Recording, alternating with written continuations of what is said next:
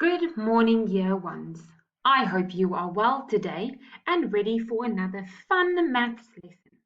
Now, last week we looked at telling the time to the hour. We looked at what an analog clock looks like. And in this clock, you can see that this clock is round. So we looked at the shape normally of an analog clock. Then we saw some numbers.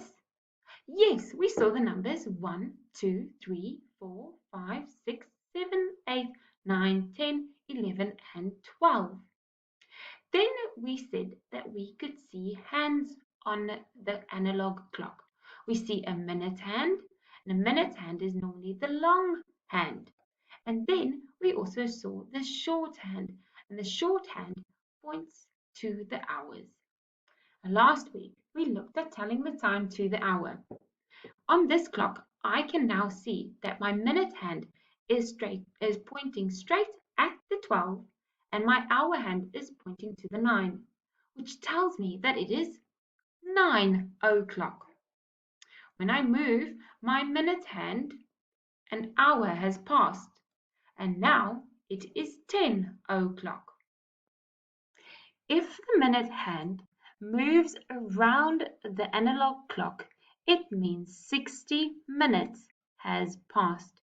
And we can also see that 1 hour has passed again. What time is it now? Yes, it is 11 o'clock.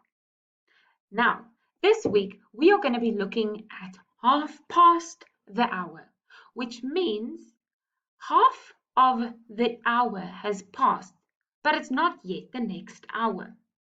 Now, if I look at my circle, I can draw an imaginary line through my circle all the way from 12 to 6, which then divides my circle into 2 equal sides. So, if I move my minute hand all the way down to the 6, it means I'm halfway through my circle or halfway through the hour. I can also see that my hour hand is not pointing to the 11 anymore, but is in between the 11 and the 12, which means only half of the hour has passed. Now this is what the clock will look like if half past the hour has gone by. I can also see that in my digital time, it is 11:30. Now 30 is half of 60, which means that it is half past the hour. So instead of my minute hand now being on the 12 to tell me the o'clock or the hour time, half past the hour means my minute hand is pointing to the 6 to show half past the hour.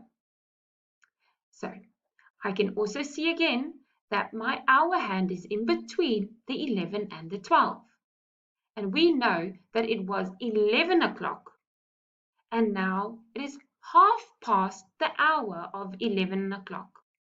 And when the minute hand moves again another half an hour, it will be 12 o'clock. But we're not looking at o'clock this week. We are learning all about half past the hour.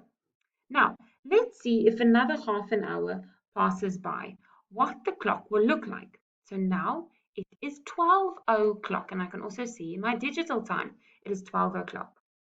Let's move the minute hand half past the hour, or another 30 minutes.